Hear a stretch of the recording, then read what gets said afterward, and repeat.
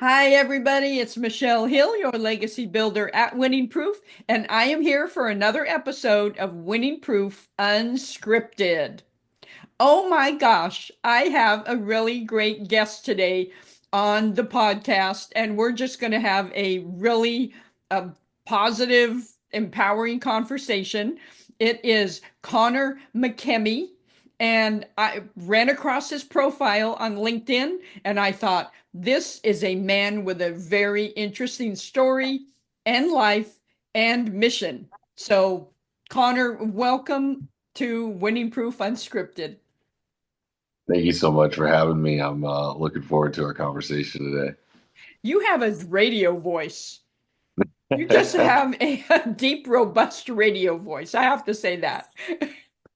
I would say it's definitely one of my distinctive features for sure. I always enjoyed the media aspect too. I was a mass communications major, and so yeah, and did some internships at the radio station. It was always a blast for me. Well, that makes sense. That makes total sense. So instead of reading your bio, I just want to jump into a conversation. And as we were talking beforehand, this is Winning Proof Unscripted. So this is not a scripted conversation. I have no real questions written down. I have a couple, but we're just going to let the conversation flow. We'll spend the next 30 minutes, maybe 40 minutes or so just talking. So tell viewers a little bit about your story. Yeah, I mean, if we to start, I would say, I'm 90% burn survivor, 75% being third degree. And when my accident occurred, which was in December of 2008, I was given a 1% chance of survival. I think the doctor's initial diagnosis was just to keep me alive long enough so my dad, who was coming back from Iraq, could come and see me one more time. And then I was in a medically induced coma for about 2.5 months, where I was going through many surgeries, and it was really day to day. And as each passing day and things looked better than they predicted, it was just more and more time. And I finally woke up like mid-February of 2009 and just saw a completely different version of myself. And I think for me, that was always uh, the weirdest feeling because, like, when I tell people, I basically we had an outdoor fire explosion that engulfed me in a flame. I was trying to. It was like a first date for this girl I liked at the time, and thankfully she wasn't there. But I was trying to put on a big act, and apparently I put on too big of an act. And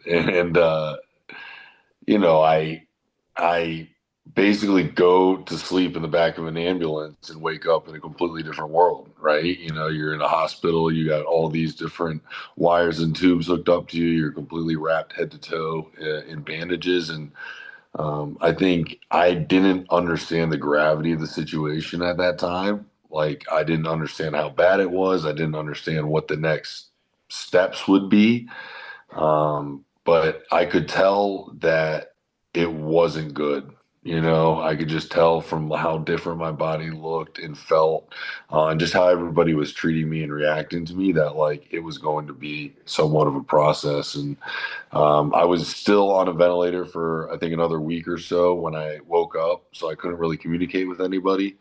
Um, but when I finally was able to talk, it was kind of, when can I go back to playing sports? When can I go back to playing, going to school, like all the things that I grew up doing, like I just didn't understand like why I couldn't go and do them, and I didn't understand that, like, hey, I literally can't walk. I can't, I have to relearn how to use my hands. I got to basically start over from scratch. And I would say early and often it was my parents, my brothers, and the community that, like, their support helped me in those early stages when, all these things are racing through your mind and you're trying to come to grips with this new reality. And, again, for me, I don't think I would have ever been able to get through it if I didn't wake up with these people around me. Like, if I didn't wake up in a room full of posters and pictures and cards and, just color, right? I think anybody that's spent significant time in, a hospital, let alone an ICU, it's usually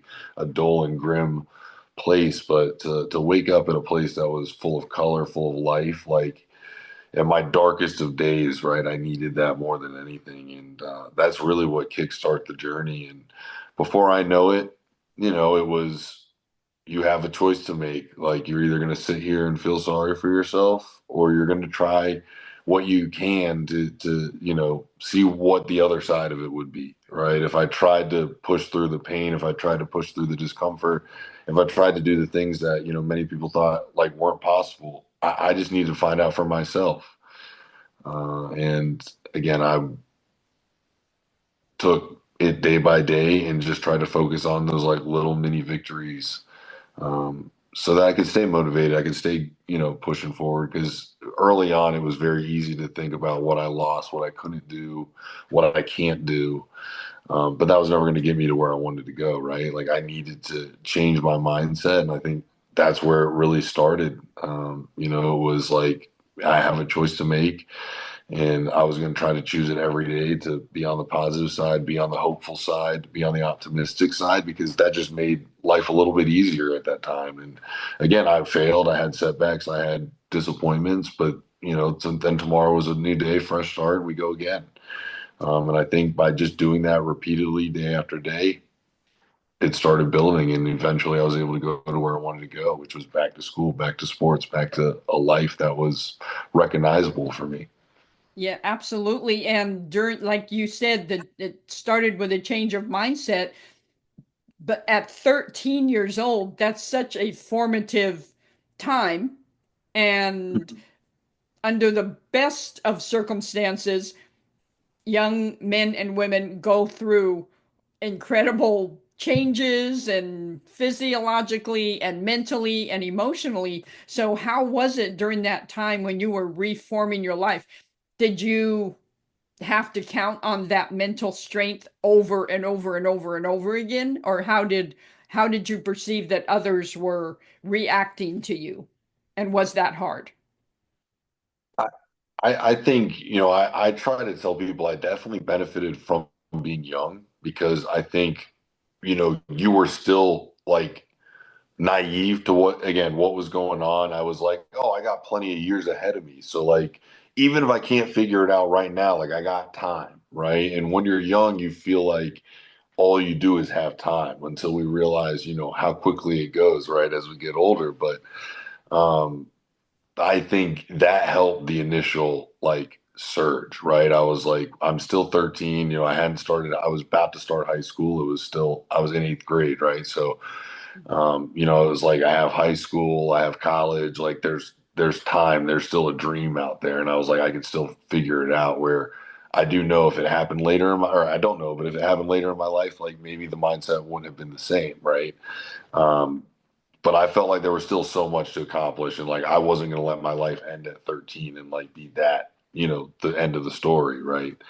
But where it was difficult was the coming to grips with how I looked, and how my body was changing, like with the scarring, and everything else. And I would say like there wasn't one person that treated me any differently than who I was. There wasn't like my friends were still my friends. I met plenty of people and I had plenty of people along the way that like treated me as Connor before. And I think that was super important because like I was still uncomfortable with who I was and who I was becoming for a year or so. And again, listen, we all go through this stuff. Like like it's like that's what I think is so cool. Like, yes, I had a very extreme scenario, but so many relatable moments across it. And I think like where I'm able to talk about it was under a microscope, right? It's like it's so in front of your face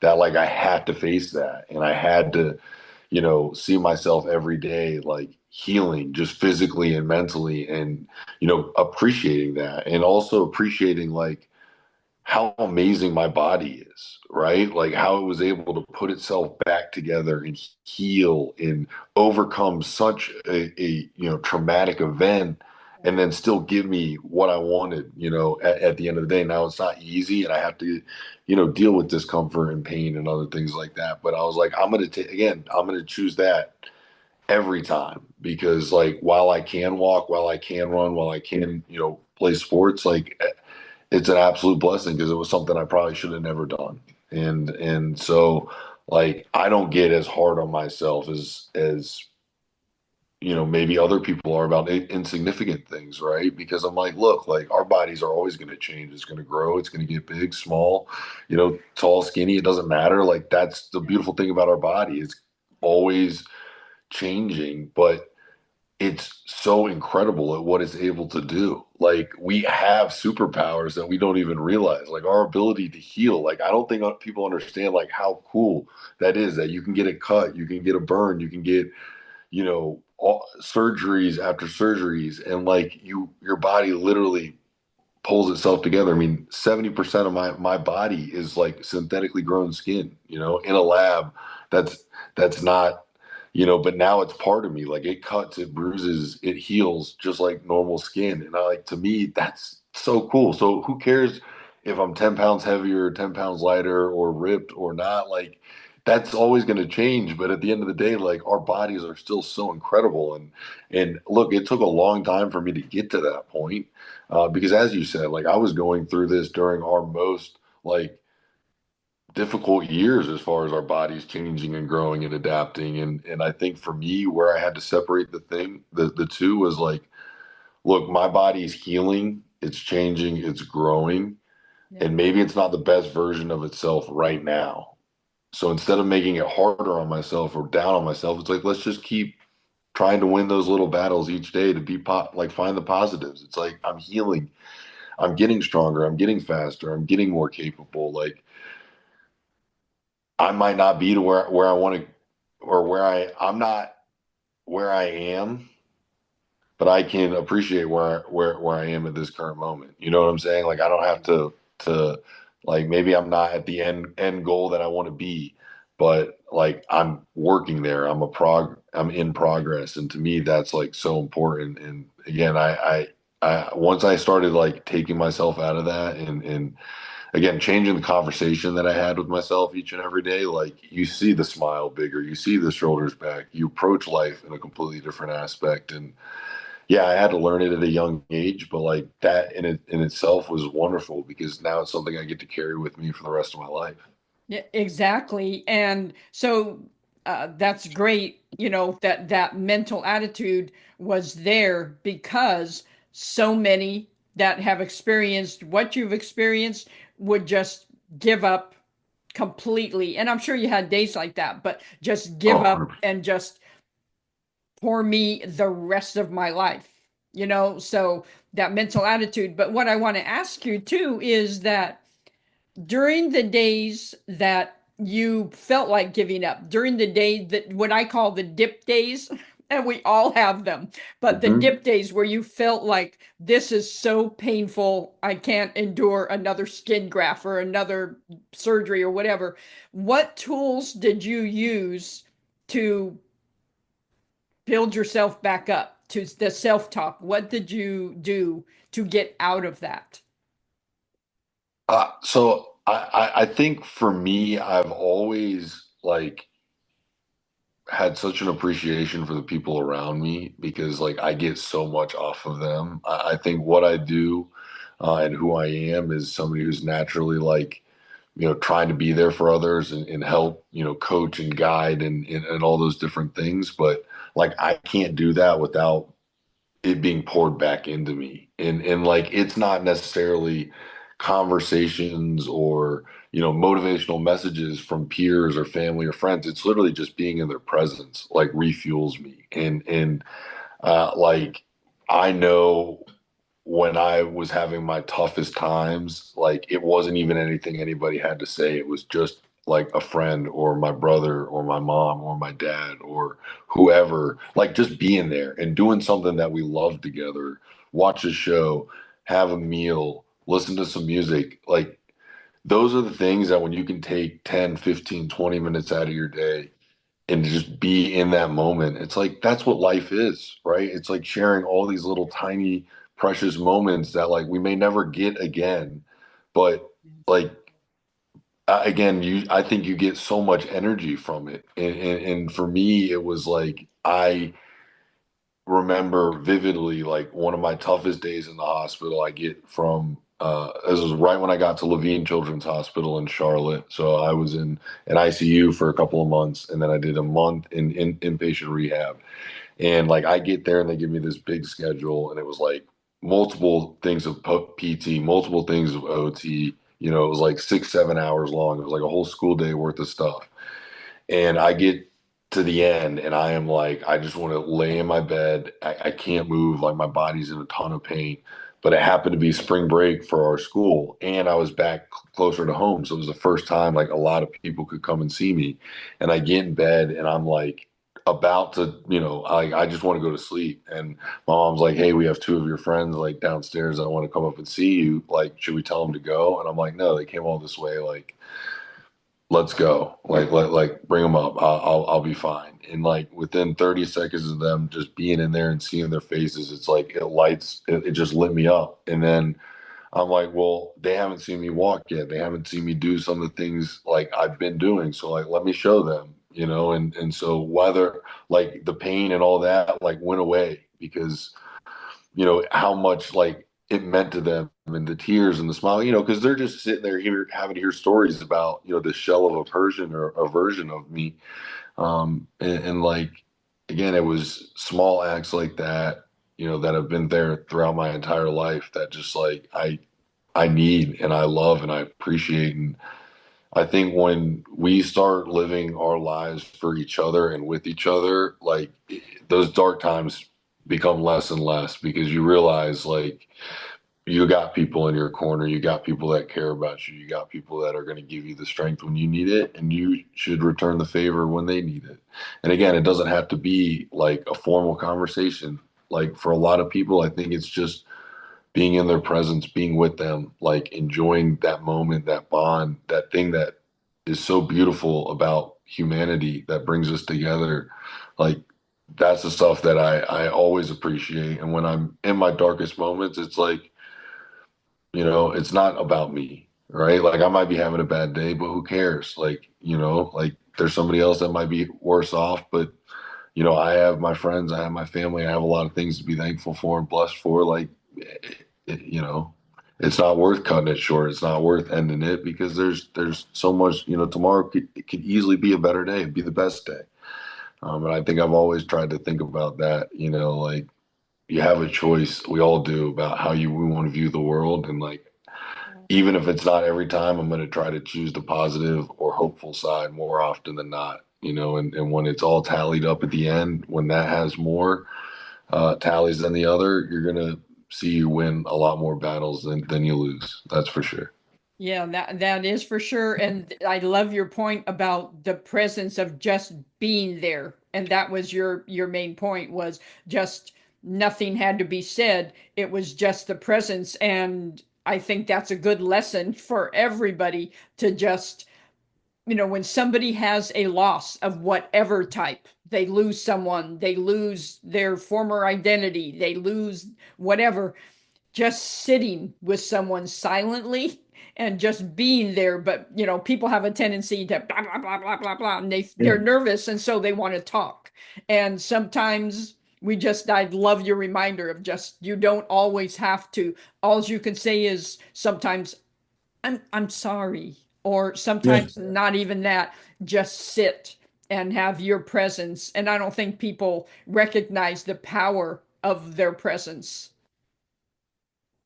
Yeah, I mean, I think again, it's so important, and again, I saw it early on with just like I said, the first week I can't talk to anybody, and just having people there, Mhm. and how much that meant to me in so many different situations, being in and out of the hospital over the years, where like you can't move your bed, you have a surgery, you're stuck in bed for a couple of days, whatever it is, right? And just having people around that are always going to like, that presence is always going to uplift your spirit and give you a little bit more strength. And I'm such a big believer in the power of people, right? Because like alone, I can only do so much, but the more and more people you have, it's just more and more strength added on top of each other, right? And again, I think we've seen across the test of time that like when people really do come together for each other for a common goal, like you can make some serious waves. And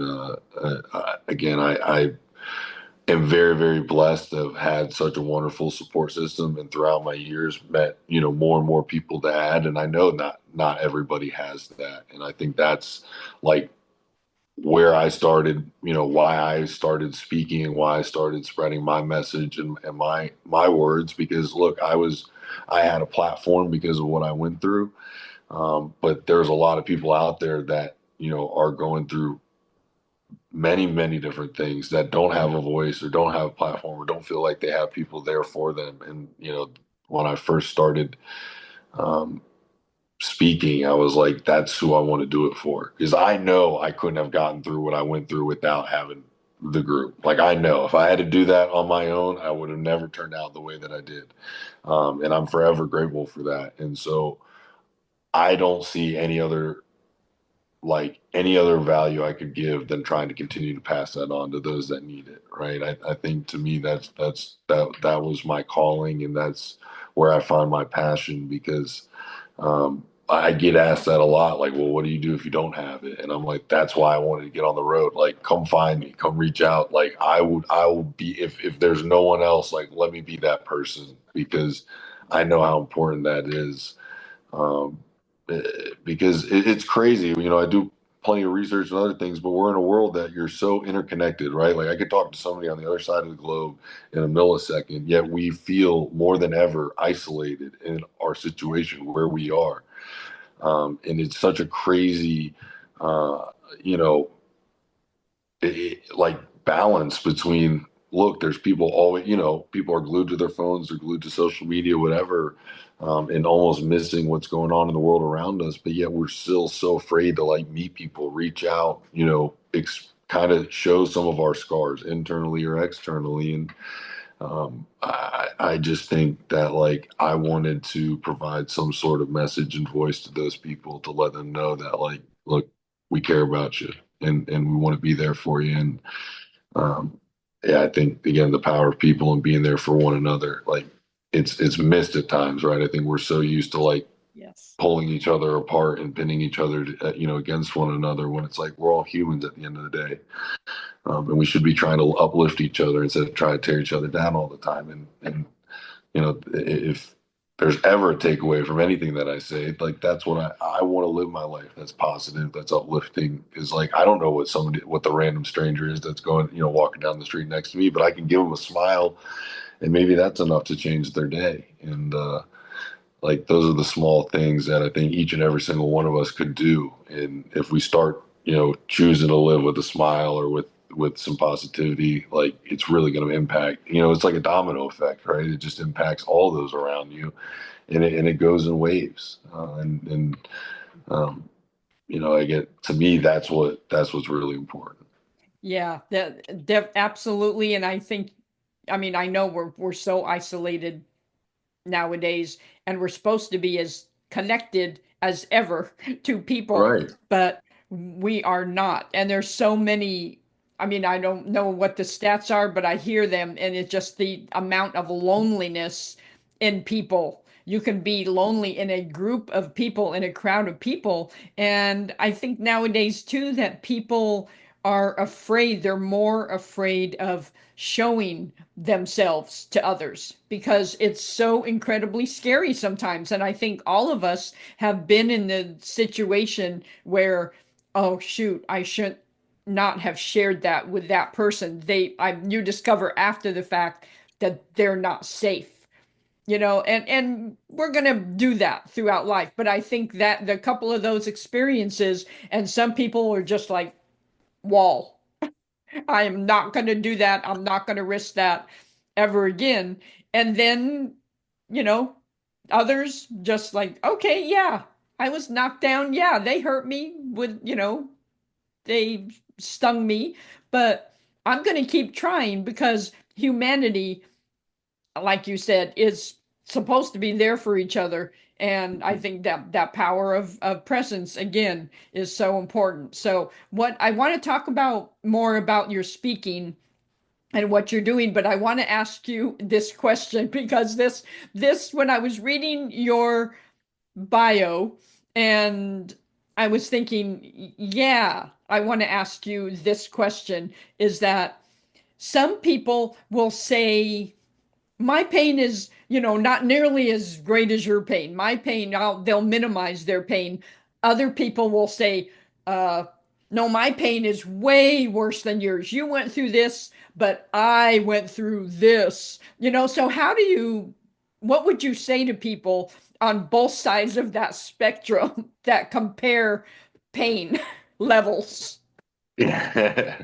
No, I mean, I get it. I think I get it. Um, I've always said that like the hardest thing you went through is the hardest thing you went through, and like I can't. Who am I to judge what that is, right? I'm where my judgment would ever come from, and it's not really judgment, but it would be, how was your reaction to that, right? Like that's what I care about more than anything else. Like the hardest thing you went through, how did you react to it? How did you overcome? How did you deal with it? Right? What was your response? And that's where we would see more eye to eye. I think I get, where I tell people is like, I'm very, very blessed with what I went through because like I can't hide from it, right? Anywhere I go, people see what I went through. And like in a lot of ways, that's such a benefit because now I'm, in control of the situation, right? The eyes are on me.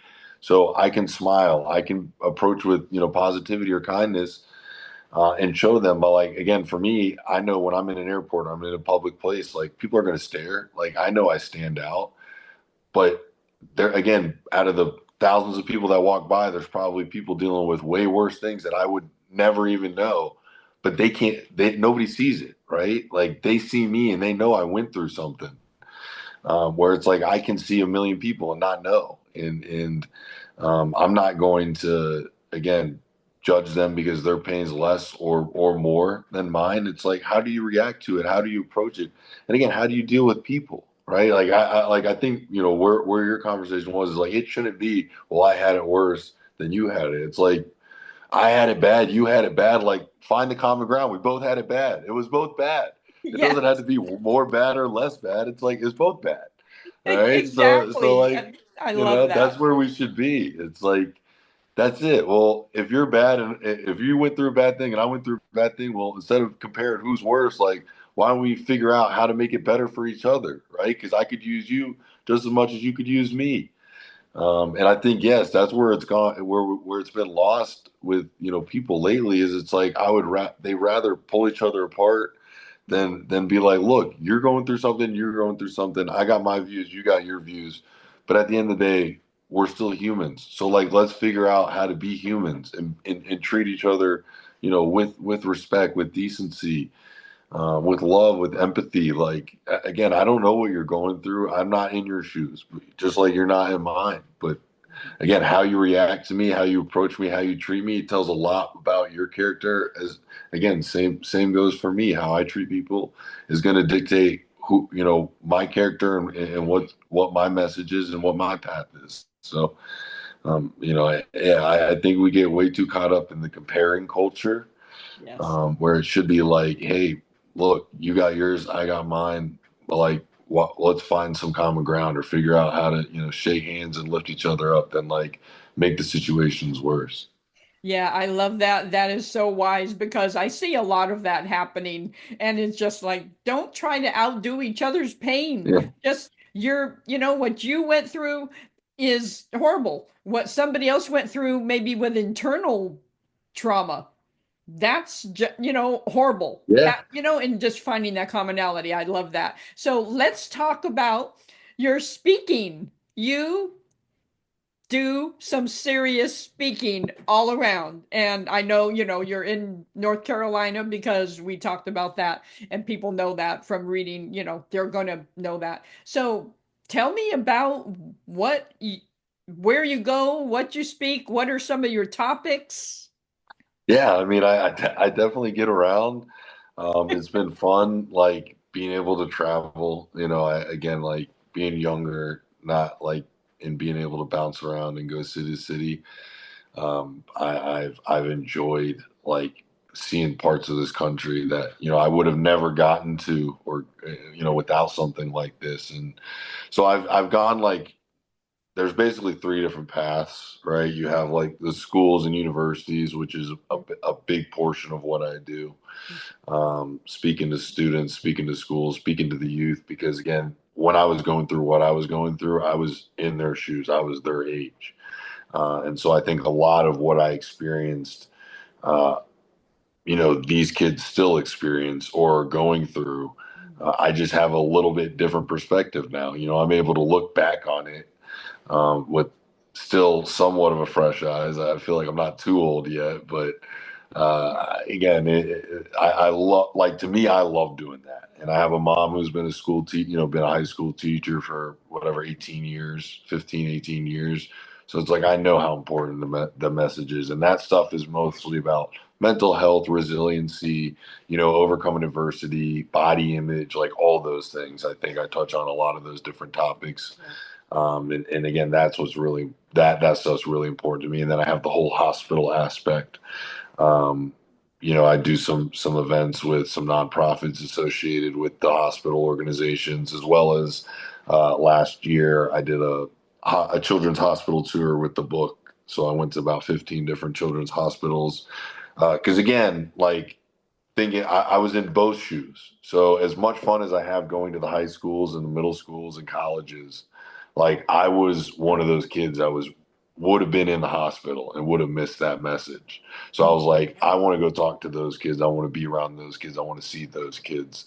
And so one of the internships that I mentioned before when I worked at the radio station was with Ryan Seacrest Foundation. Um, and so I got in contact with them about going and visiting their hospitals because they have a little radio station. So we could do an interview, we could talk to kids, we could play games.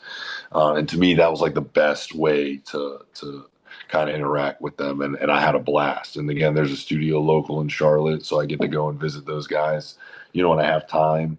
And something I plan to continue to do, for years and years. It's just like, because they're going to always have new kids coming and going, Yeah. right? They don't stay at the hospital that long. But it's always fun to just be there with them and for them to see somebody that was, they get to see celebrities and artists and all these, people way more famous and cooler than me, but they at least get to see somebody that like was in their shoes, know what it's like missing school, missing your friends, missing out, feeling like you're missing out on the world. And then the last one would be like small businesses, leadership development, personal coaching, things like that. I try to reach, and expand from the schools and everything. Again, it just to be with people. I like at the end of the day, my mission is just to help. I want to help people in whichever way, in whatever way I can. And it doesn't matter what you do, where you are. Like if you need it and you think I can help, like I'm going to try and at least do something to make a difference. And I think as long as I'm here, that's the most rewarding and fulfilling thing I could ever do. Yeah, absolutely. And it's so nice you are completely 100% sure of what your mission is. This, you speak and you go and you influence and you motivate and you tell your story so somebody else can be inspired.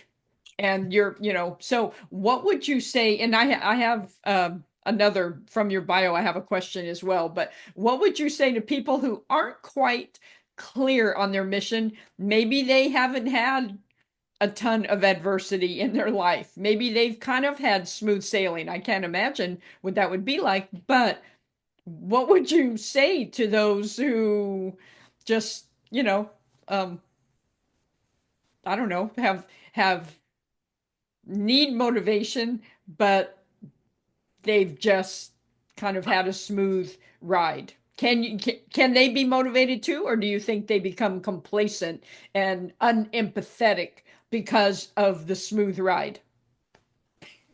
I mean, I think naturally we all go through periods of complacency and where we want to be unbothered. I think that, right?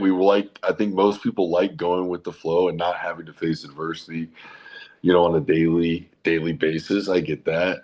But again, for me, I've always found that like when life throws you challenges, you get a chance to show what you're made of. Not saying you're going to win every battle or overcome every adversity, but like when you are tried and tested, it gets to show what you're capable of and what your community and the people around you and your support system and all that what it's capable of doing.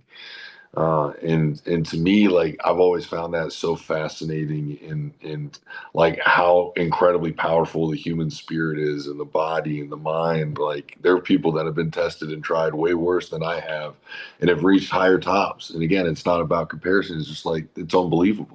Right. And again, that always will give me hope and give me belief that like when I'm facing a challenge that like there is some chance to get over it.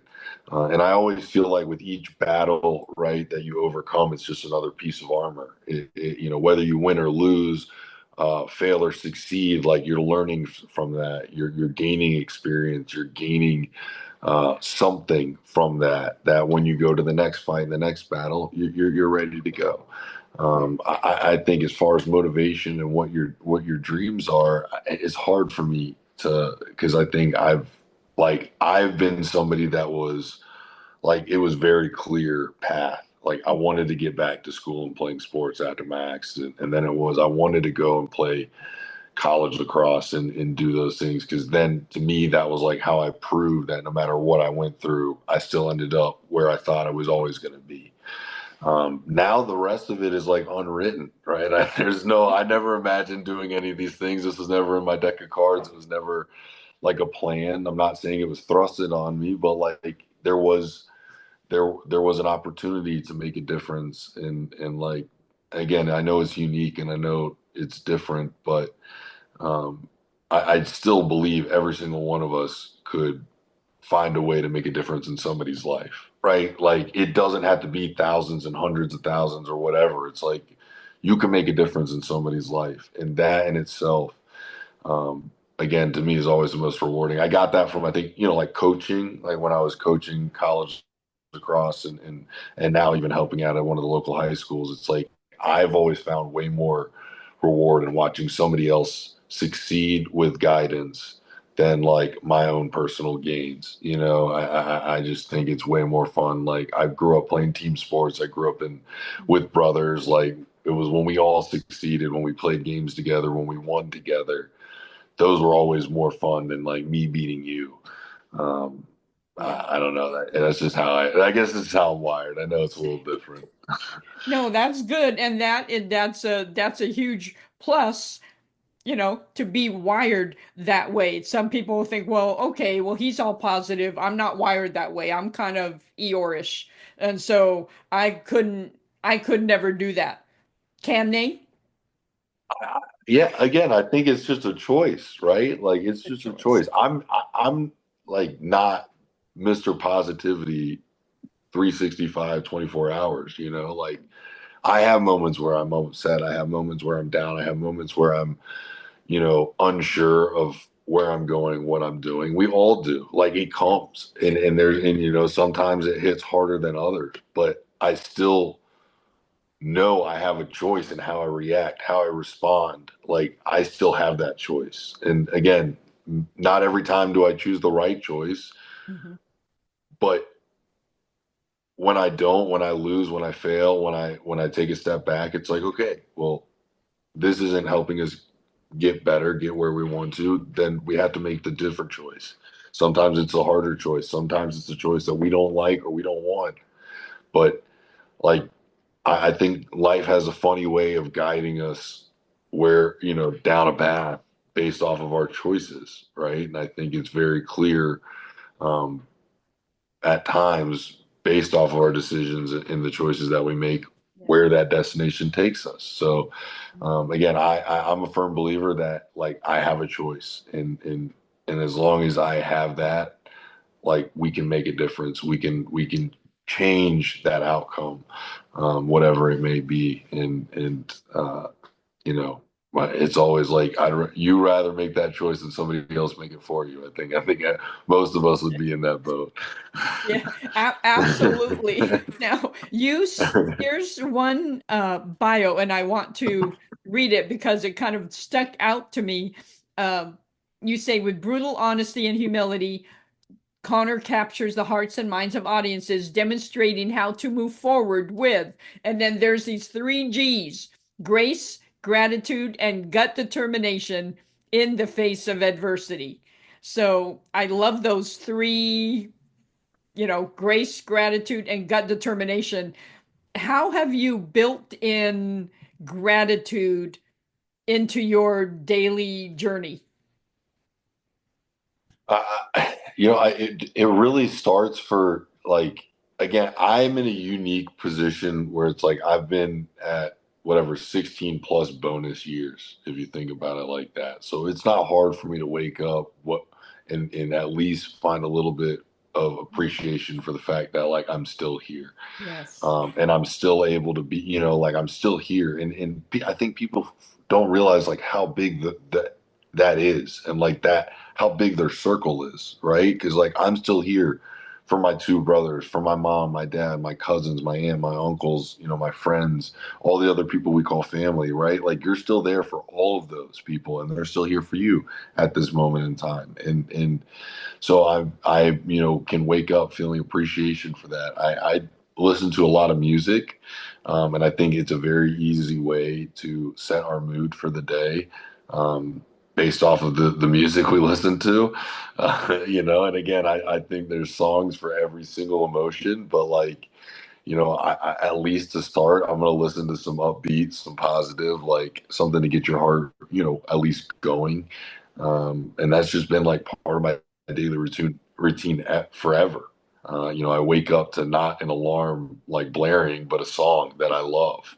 It's a lot more peaceful way to come into the world than a loud, alarm clock. So small things like that just like, again, they're little victories right away that you start building the momentum from there. And I also try, each and every day to do something that I love. Now it's kind of easy for me because I speak, which I love. I coach, which I love. I do things like this, which I really enjoy.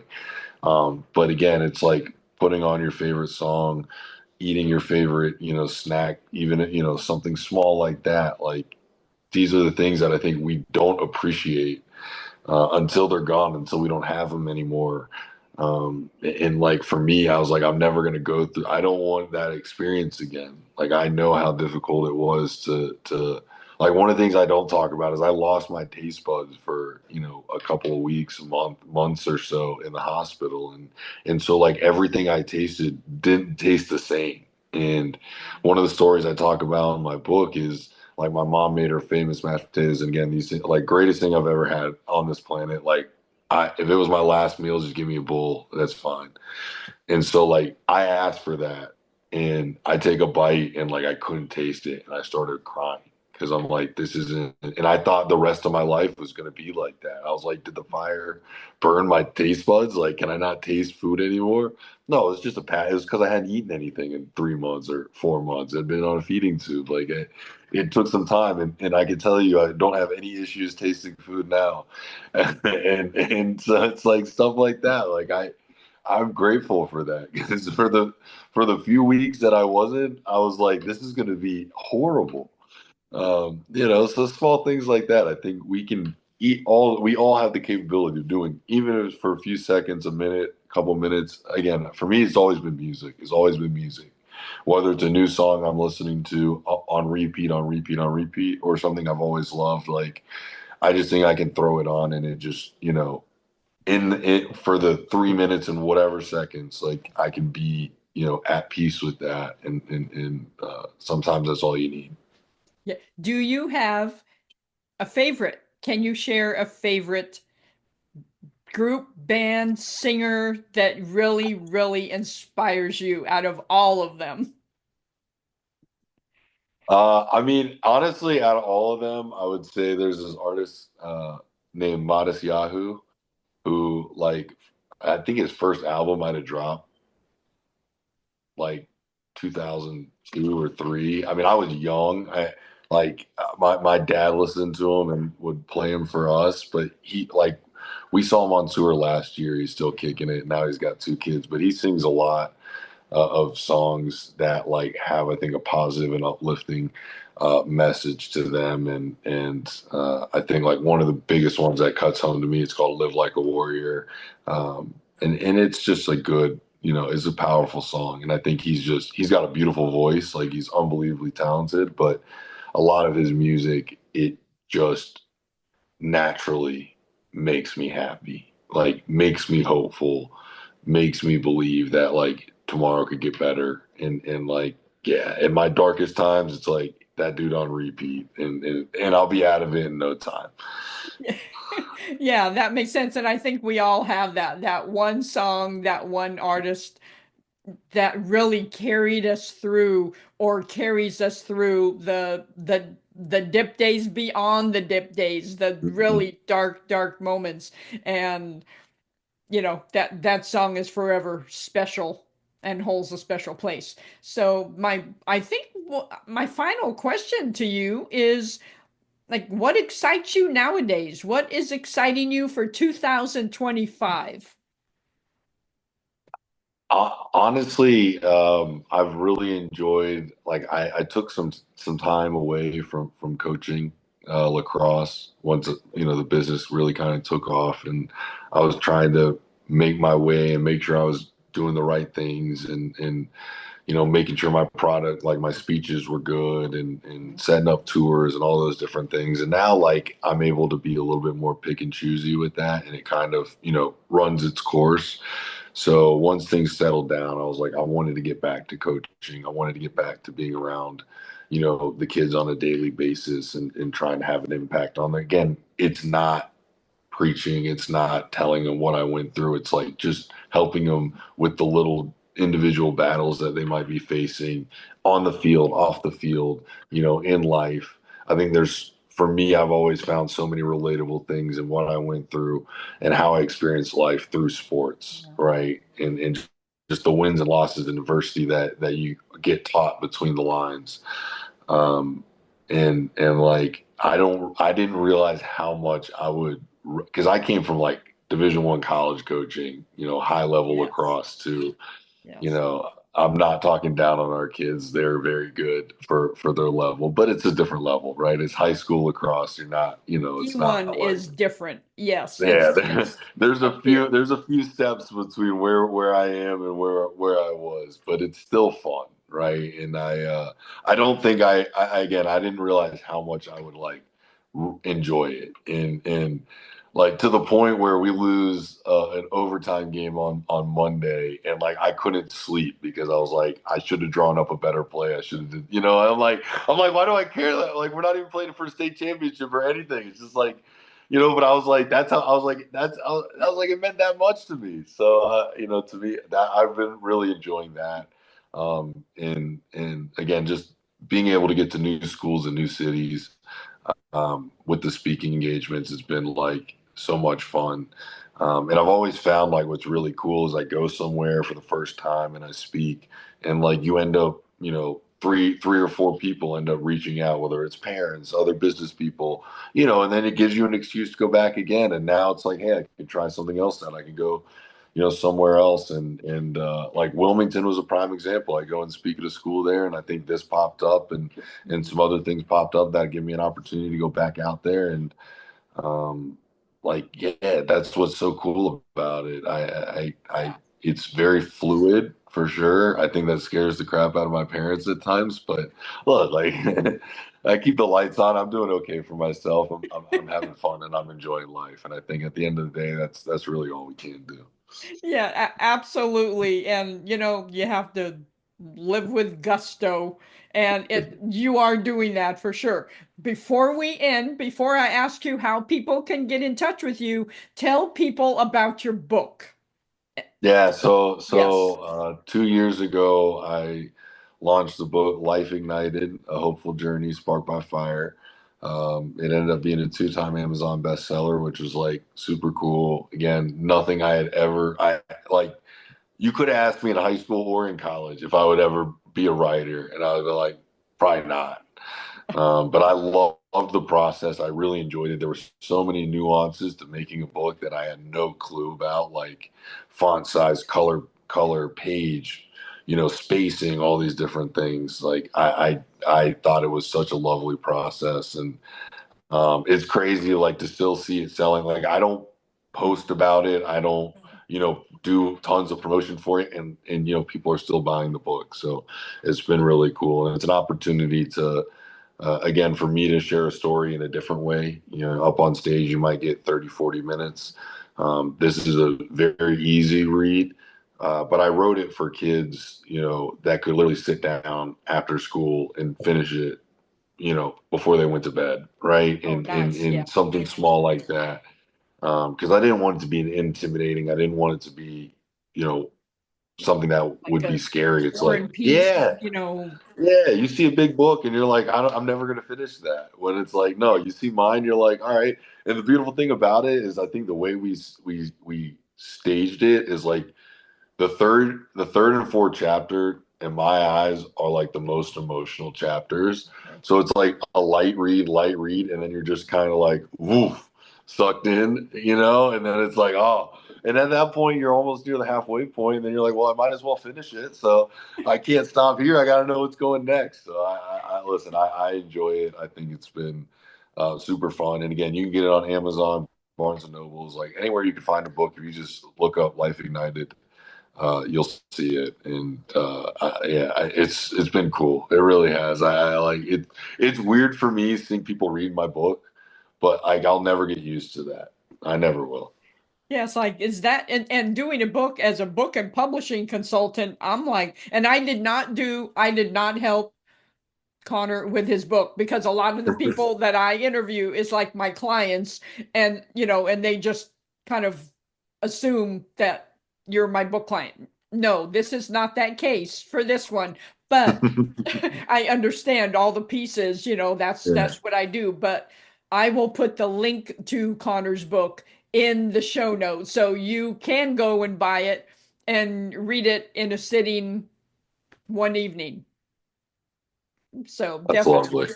Yes. So how can people get in touch with you if they want to hear, if they want to book you to speak at their whatever venue, small business, schools, anywhere, where can they find you? The easiest place for me, I think, is going to my website, which is macmentality.com. So MAC mentality.com. I have like little highlight reels up there so you can see. I have like blurbs about some of the different speeches I do. But at the end of the day, we have a link there that would put you in direct contact with me. And I've always said to anybody who's reached out, like, I don't think there's anything off the table. I always look at it as I said before, if you think I could provide a service or it would benefit your event or your school or whatever by having me be there, I'll mold the talk. I'll do whatever I need to. Obviously, I think, I'm pretty clear cut on some of the stuff that I touch on, but like at the end of the day, uh, I'm just trying to help people in whatever way I can. And I've been very fortunate to be given some sort of a platform to do that. And um, until it's gone, I'm going to continue to try to, get the most out of it. So, um, like I said, this has been a blast for me. I really appreciate you giving me the time to come up here and talk. And yeah, this is pretty much what you get when I go and speak, right? It's really, what you see is what you get. It comes from the heart. Like I think the best compliment I could ever get is, I'm authentic, and I do believe that, and I owe a lot to my parents and how they raised us, and the community that supported me this whole time. But more than anything, thank you so much for having me today. Oh, well, it's my pleasure, and I'm glad our paths crossed on LinkedIn. And, I could say, yeah, they randomly crossed, but, that random doesn't really suit me. There's no random.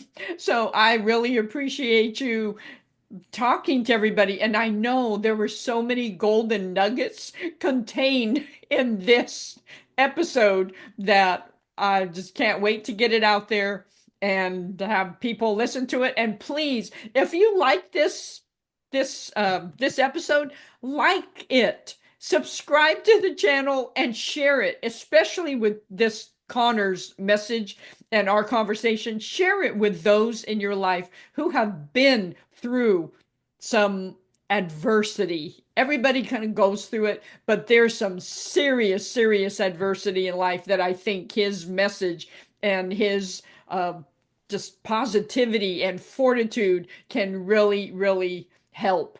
And I like it's a choice. It is a choice. Yes. Thank you so much. Thank you. And until next time, enjoy this episode of Winning Proof Unscripted.